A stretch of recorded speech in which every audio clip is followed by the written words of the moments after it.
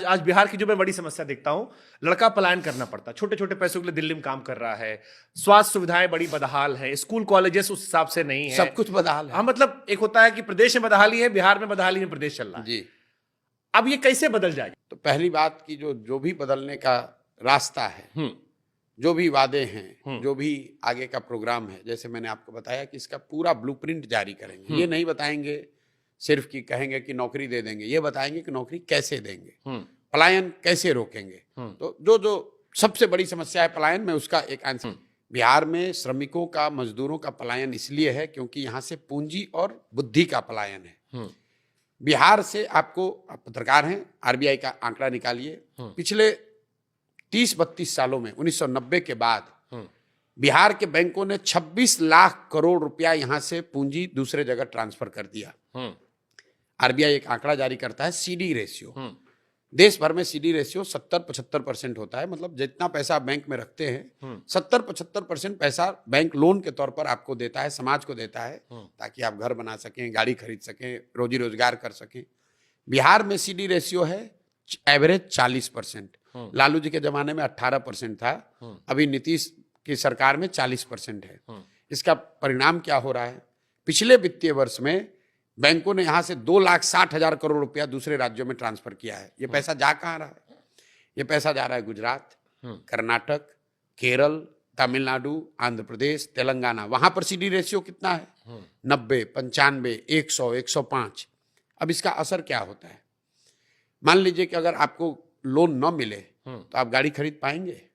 अगर आपको लोन न मिले तो क्या आप अपना बिजनेस कर पाएंगे? अगर बिहार के लोगों को नोएडा में घर खरीदना है, उसको लोन नोएडा में मिल जाएगा, लेकिन बिहार के आदमी को पटना में घर बनाना है, बैंक वाला लोन नहीं देगा। तो जो पूंजी की उपलब्धता है वो सबसे जरूरी है। तो जो हम लोग बना रहे हैं कि 15 साल से कम उम्र के बच्चे को इतनी अच्छी शिक्षा दो कि वो व्यवस्था और राज्य पर बोझ ना बने। 15 साल से 45-50 साल के लोगों को, जिनको फिर से पढ़ाया नहीं जा सकता है, उनको आप पूंजी उपलब्ध कराओ ताकि वो रोजी रोजगार कर सके। इसके लिए सर फंड आना होगा। नहीं, फंड तो आपको बता रहे हैं, कॉलेज के फंड बजट से नहीं आना है। अगर यहाँ के बैंक, हमको बाहर से पैसा नहीं चाहिए, जो आएगा वो बात का देखा है। बिहार की गरीब जनता ने पिछले फाइनेंशियल ईयर में 4,61,000 करोड़ रुपया बिहार के बैंकों में जमा किया। और अगर देश का औसत सीडी रेशियो आप देखेंगे तो बिहार में लोगों को 2,80,000 करोड़ रुपया लोन मिलना चाहिए था। लोन मिला 1,60,000 करोड़। तो हम लोग का तो 1,20,000 करोड़ ऐसे ही चला गया। बिहार का पूरा बजट है 2,40,000 करोड़। आप बजट की चर्चा कर रहे हैं, और 2,60,000 करोड़ रुपए जो हम लोग के बचत का पैसा है, जिससे यहाँ के लोग मोटरसाइकिल खरीदते, गाड़ी खरीदते, घर बनाते, बिजनेस करते, उस पर कोई बात ही नहीं कर रहा है। अब आप एक मिनट, आप कहिएगा भाई बिहार में नहीं हो रहा है, तो इसकी तो कोई चर्चा हुई नहीं कभी। मेरे भाई, ये बैंकों की स्वायत्तता नहीं है कि वो जितना पैसा चाहे उतना ही लोन दें। एक वैधानिक उन पर ये उनकी जिम्मेवारी भी है कि उनको 70% पैसा लोन के तौर पर देना ही देना है। बजाब्ता मुख्यमंत्री के चेयरमैनशिप में एक कमेटी होती है जो कि हर महीने जिसको देखना है कि ये पैसा पूंजी लोगों को उपलब्ध हो।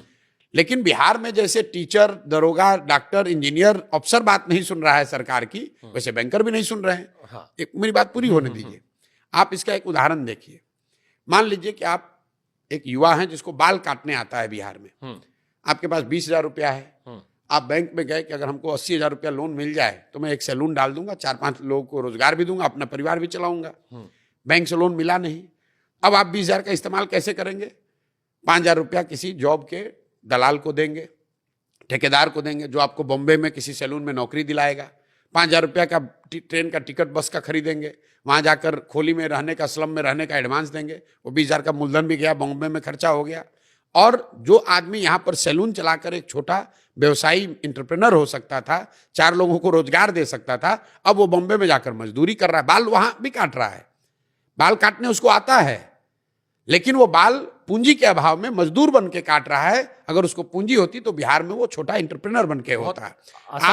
आप नोएडा में देखिए, दिल्ली में देखिए, बॉम्बे में देखिए, जितने लोग काम कर रहे हैं, घर बनाने वाले, प्लम्बर हैं, इलेक्ट्रीशियन हैं, फॉल सीलिंग वाले, सब यूपी बिहार के लोग हैं।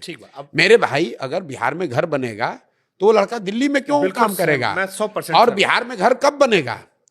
पुराने जमाने में हम लोग के पिताजी के टाइम में उनके जनरेशन में घर कैसे बनता था? आपने 2 साल पैसा कमाया, कुछ पैसा बचाया, 4 कमरे बनवाए, फिर लिंटर करवाया, फिर पैसा आया तो 2 कमरे और बनवाए। अब क्या है, आप जाते हैं बैंक में, आपको 50 लाख रुपया लोन मिलता है, आप घर पूरा बनाते हैं। दैट अगर उतने घर बन रहे हैं तो उतना ज्यादा सीमेंट कंज्यूम हो रहा है, उतने ज्यादा रोजगार के अवसर आ रहे हैं।